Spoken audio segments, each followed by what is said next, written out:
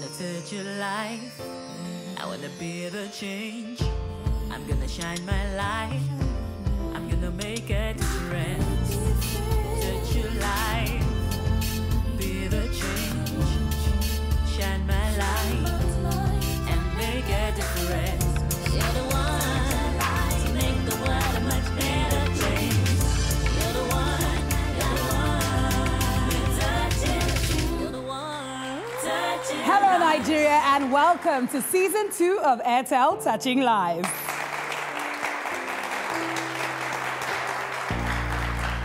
My name is Wana Wana, and just like Airtel, I'm passionate about making a difference and transforming lives.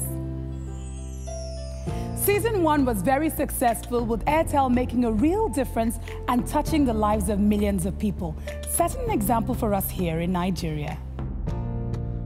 So I invite you to join us on an emotional journey as we witness some touching moments, meeting individuals, families, and communities who are making a difference in their own lives and the lives of others. Touching lives. In this episode, we spend time with two people that have overcome serious disabilities so that they can help others reach their full potential. So what shall we do for you to... We visit Mr. Essien to see how his life has improved since appearing on Season 1 of Airtel Touching Lives. And we meet David Anyele, who survived a gruesome attack on his mind and body. Close your eyes and do something you like to do every day, like take a walk to the kitchen from your room and see how difficult it is without eyesight. We take a lot for granted, don't we? In Season 1, we met Mr. Essien, who was struggling to cope with losing his vision and how he could become a meaningful member of society. Touching lives. My name is Ebong Esenkan Etuburo. I am a degree holder in mathematics and computer science. My first degree in mathematics education, my PhD in computer science, and my MSc in computer science. My husband and myself, we got married in '97, and so we lived happily. And we got a vision of running a school. So everything was good. Everything was going on fine. Until 2013. And 2013. Between 9:20 p.m. and 9:30 p.m. The attack came to him. I was robbed. The armed robbers surrounded my husband, shot him, and collected the car. In the process, I lost my sight. Everything changed. It dawned on me that, I've lost my ability to make a living. I've lost my ability to lead a family. My husband losing his sight, to me, it was like I lost the whole world. I've lost everything.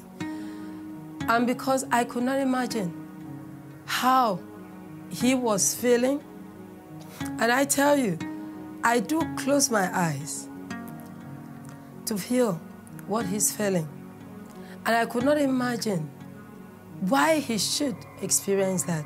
Because he's such a loving person, I feel he does not deserve to be where I could feel.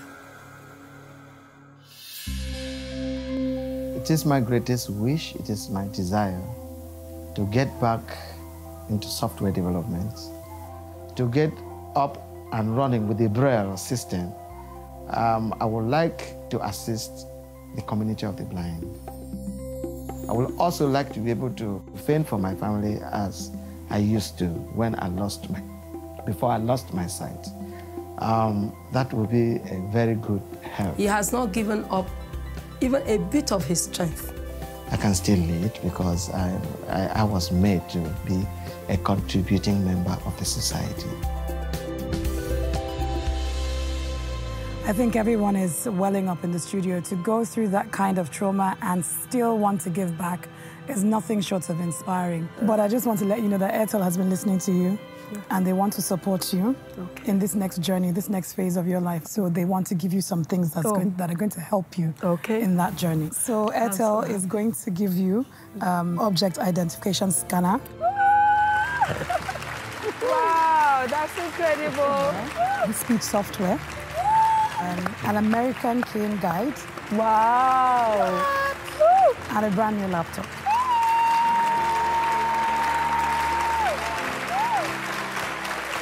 Thank you, Airtel. Touching lives. Let's see how their lives have changed since appearing on Airtel Touching Lives. It was like a dream come true. It knocked my door and said, here are computers for you. Here are the associated software systems, dongle that is so expensive, the open book. They came in with the Braille machines, both the Perkins Braille and of course the Braille embosser, and of course the associated software to interface the Braille embosser, and of course the scanner to be able to help me to use my computer systems to read printed materials, and of course to print out also printed materials, and of course to teach, to be able to prepare my lesson notes, to read my schemes, the syllabuses, to present seminars, and I'm most grateful to Airtel. You know, what happened to my husband happened. I was wondering, this great man, what is going to happen now? Because I do see blind people moving around, getting stuck along the roadside, sitting down beside somewhere and begging.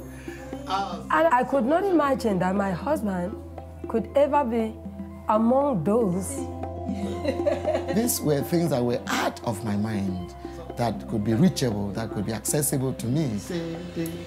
Airtel Assistance has gone a long way to making life indeed life. Merrily, merrily, merrily, merrily, life is but a dream. When Airtel came along and offered the help they offered, I could see the hope of him fulfilling his calling.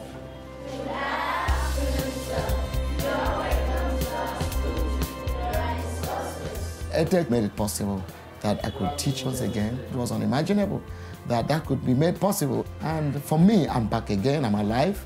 I can reach out to people. And I'm even intending to include what we call inclusive education training, to be able to reach out onto people who cannot see. It must pass a message. It must convey a message. Airtel Assistance to him has made this possible for him to manifest what had always been inside of him embedded. So I'm proud of him, and I'm proud of Airtel. Well done, and thank you. Thank you so much. Thank you, Airtel, for touching our lives. Thank you, Airtel. Thank you for touching my life.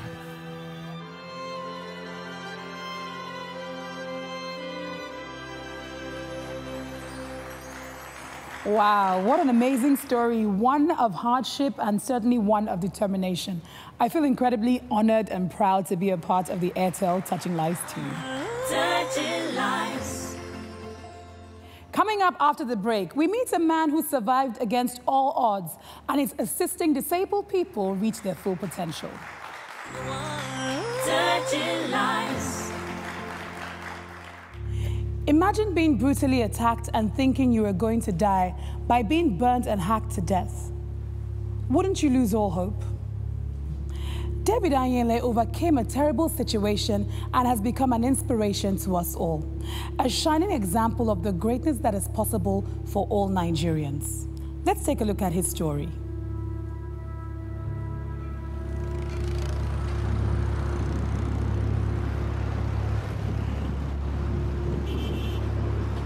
My name is Onwasanya Emole Shedrack. I'm a retired soldier. I'm an estate surveyor. I'm presently into business. I first met David Anyele in 1998 at the military hospital Yaba, Lagos. I noticed that David has no two hands, and I demanded to know actually what happened to him. And he told me his story. Yeah, I was in Freetown, Sierra Leone in January 1999, after the RUF rebel of Freetown, Sierra Leone invaded Freetown. They captured my residence and took us to another location where they tortured us. About 50 Nigerians were there. At the end, they began to cut off our limbs.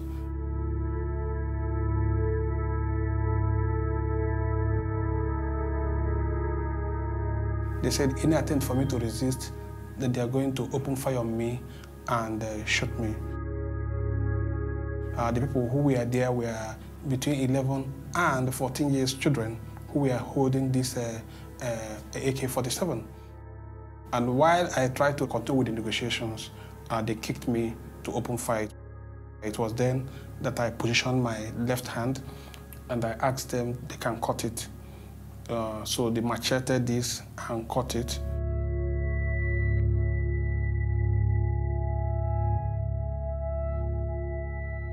So while I said, should I go? They said no, that they want to cut off the right hand. Then I asked them how much do they need so that I can buy my right hand. They said no. So while the negotiation was going on, the other boy wanted to open fire on me. Then I said no. I said, you can cut my right hand. So I gave them my right hand, they put it on a stool, and they chopped it off. So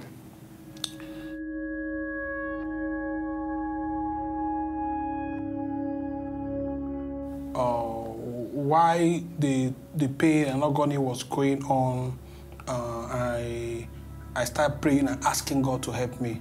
One of the rebels said, why must I call God in this process? They went and brought fuel and poured on me and set me on fire.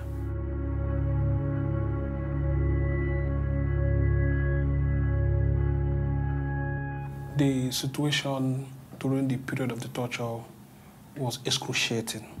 First of all, for you to cite the killing of another person and for you to see that you are the next one to be killed, it was most traumatic, it was most painful. I don't know how to describe it. In fact, it's an eyesore. You know, I was thinking that I'm going to die.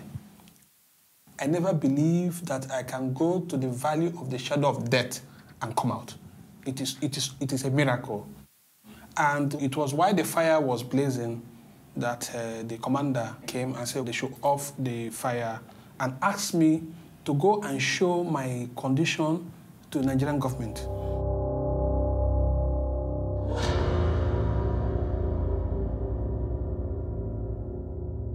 By the time I met David at the hospital, he was retarded, physically and mentally.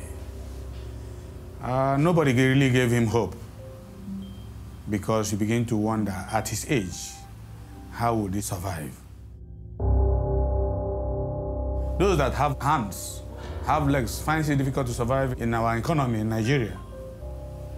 Then how is this young man going to survive? But he refused being assisted. That's the spirit of a young man that wants to survive.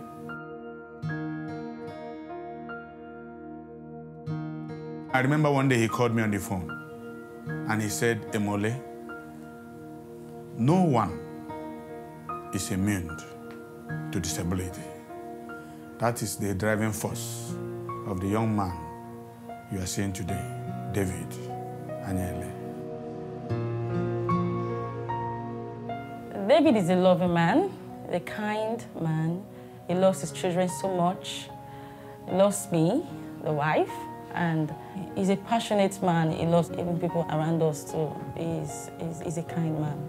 He's a man to be with at all times. When are you finishing your activities at? He has become an advocate for disabled. He's also participating and became a voice for the disabled. To be accessible by all. So he also contributed in passing the Disability Act in Lagos State.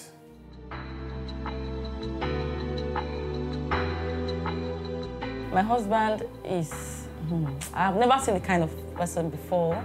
He has this passion. he's a man with passion for persons living with disabilities. He doesn't even think of himself but touch other people's life, fighting for their own self. David have achieved so much within this short period of time or without any resources. And I believe that if David is empowered, I so much believe that David will turn this NGO to a mega NGO that will last the test of time. And I believe if David gets all this, and I believe strongly, it will help him to touch the lives of many. You know, running a disability project in Nigeria is not cheap and it's not easy because there are minimal attention that is paid to issues of disability and human rights. And I believe that if I'm able to address some of these constraints, then my performance will increase, my engagement will equally be high, you know, we'll equally be able to touch various places ordinarily we've not done. So people don't feel there's something good that will come out of people. I believe that when assistance comes from David, is going to go places. I need artificial limbs. The one I'm using now is packing up. With my artificial hand, I can drive my car, I can move to meeting, I can go to for speaking engagement where I can lead actors, state and non-state actors, on how to create an inclusive society that is free from discrimination. If this man that has nothing to live on could still live to help others, why not I join force with him and see what we can do to the entire world?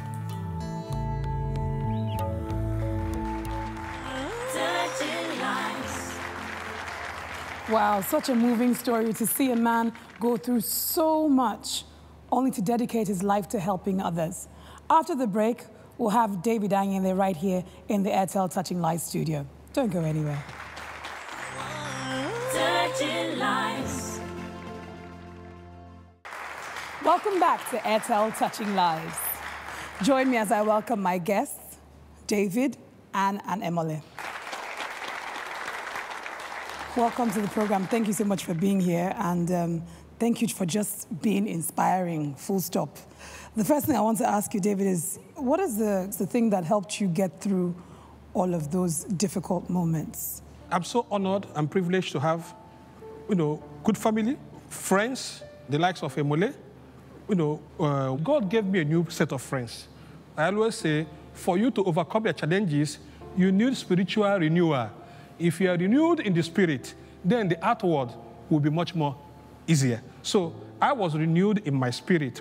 That was how I was able to pick up my broken pieces and look at the ones I cannot do and set it aside. The ones I can do, I forge ahead to keep doing it. That's what keeps me going. And as his wife, I know that you get to see the parts of him that not everybody else gets to see. And I'm sure you've seen him at his down times. And how does it make you feel when you see his down times? When I see his down times, I want to do something that will make him happy, because as a disabled, challenged man, you know, he wants to think of what he can be able to do.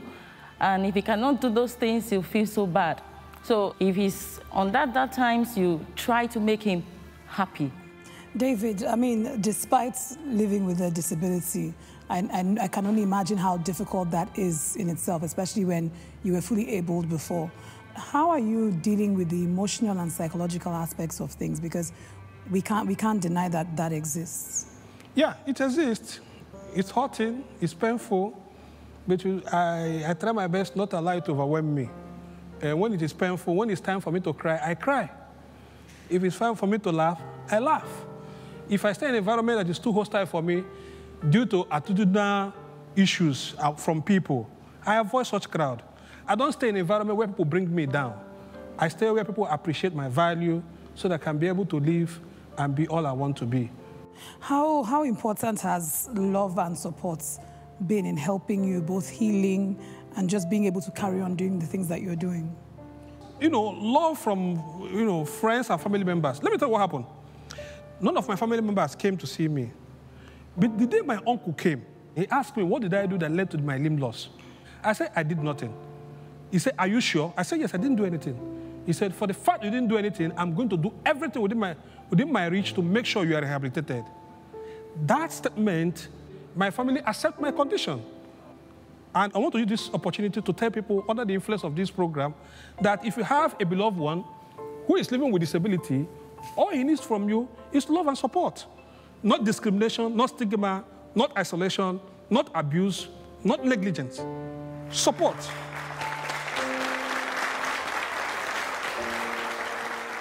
And what do you envision for him, for his future? A lot. A lot. I see him do mindfully things, things that has vision, big vision. If he begins to tell you what he has in mind, you marvel. I know he has a plan for the disabled people. I know he has a plan for his family. I know he has a plan for Nigeria as a whole. Wow. Mole, as a friend, he's completely inspiring. And how does it make you feel when you see that despite all the challenges, he still gives so much of himself to helping other people? David is a very inspiring young man. And I've discovered he's a man who has given life a hope to live. And for me, this is just the beginning. There are more things that will be seen out of this young man you are seeing today. Wow.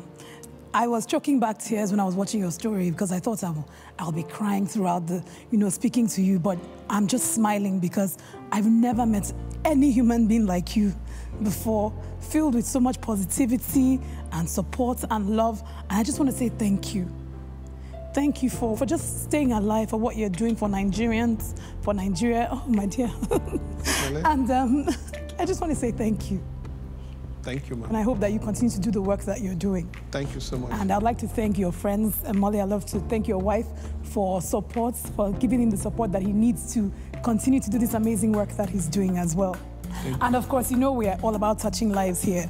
Was told. And you've done fantastically on your own, even with little to no help. What we want to do is that we want to help you with office equipment. We want to give you laptops, desktops, wow, monthly internet, scanners, printers, reams of paper.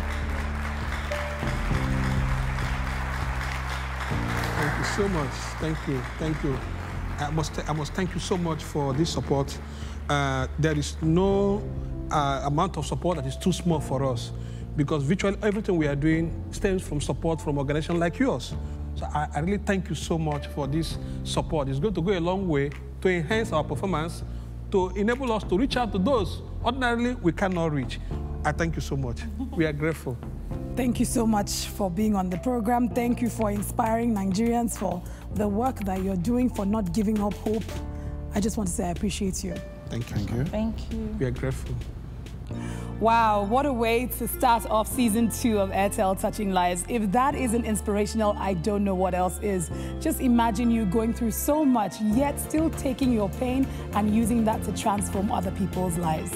Until next time, see you on Airtel Touching Lives. I wanna touch your life. I wanna be the change. I'm gonna shine my light. I'm gonna make a difference. Touch your life. Be the change. Shine my